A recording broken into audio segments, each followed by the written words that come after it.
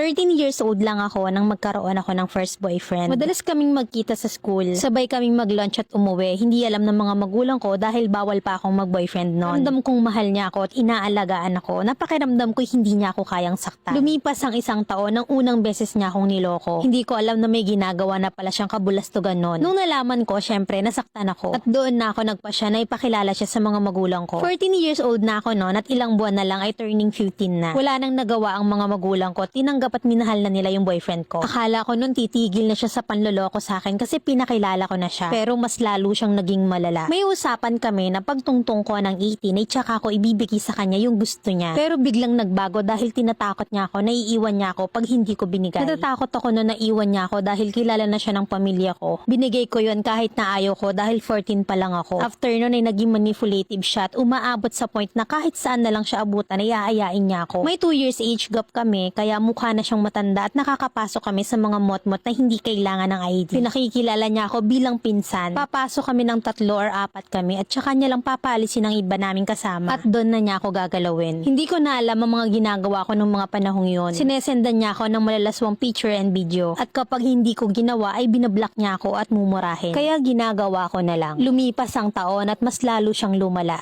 Minumura, sinasaktan at lantaran na niya akong niloloko. Minsan ay nakakasama pa namin kumain ng babae niya sa school. Hanggang sa nag-pandemic at hindi na kami nakakalabas ng kanya-kanya naming bahay. Pero hanggang sa video call ay ginagawa niya akong parausan. Akala ko noon ay pag iniwan niya ako ay titigil ng mundo ko. Naging matapang at hinarap ko ang ginagawa niya. Nakipaghiwalay ako at hindi ko makakalimutan ang kaisa-isa niyang sinabi. Nasigil lang at sabay block niya ako. Pati mga magulang at mga kapatid ko ay binalak niya. Lumipas ang taon at natakot ako sa mga lalaki. Natatakot ako na baka ulitin lang ulit ang ginagawa sa akin ng dating ex ko. Natatakot ako na baka pandirihan na ako ng mga lalaki dahil hindi na ako virgin. Pero 2021 ay nakilala ko yung lalaki makakapagpabago ng lahat ng paniniwala ko. Mag 3 years na kami ngayon at 19 years old na ako at college na rin. Patuloy na binubuo ang lahat ng pangarap ko para sa pamilya ko at para sa amin. Gusto ko lang sabihin sa ibang babae na wag mong ikahiya kung ano man ang nangyari sa past mo. Dahil ang tamang tao ay tatanggapin ka ng buong buo. At wag ka ring manghinayang sa mga memories na nabuo nyo. Dahil may mas better na tao na pwedeng gumawa ng memories na pwedeng mong ikip habang buhay. Paki-anonymous na lang po, Mami Len, dahil nahihiya akong malaman ng mga kamag-anak ko ang ginawa sa akin ng ex ko. From our letter sender, Anonymous. Diyos ko, ning napakabata mo para maranasan yung mga ganung bagay. Edad mong 14. Kung sa una pa lang tayong mga babae may isang salita at respeto sa sarili, hindi tayo aabusuhin ng paulit-ulit. The more kasi na pinapakita mo yung kahinaan mo, yun yung gagamitin nila para abusuhin tayo. Biruin mo, natakot ka sa mga salita niya at bumigay ka kasi mahal na mahal mo, pero sa mga magulang mo hindi. Sa ganun mong edad ay mahirap magdesisyon at itago sa mga magulang yung mga ganung bagay. Hindi ko ma-imagine na hindi talaga yung nahalata ng mga magulang Grabe kang magmahal, talagang nilubos-lubos mo at ibinigay mong lahat. Sana yung mga kabataan ngayon wag masyadong curious sa mga bagay-bagay na bago sa inyo. I know once in a lifetime and life is so short.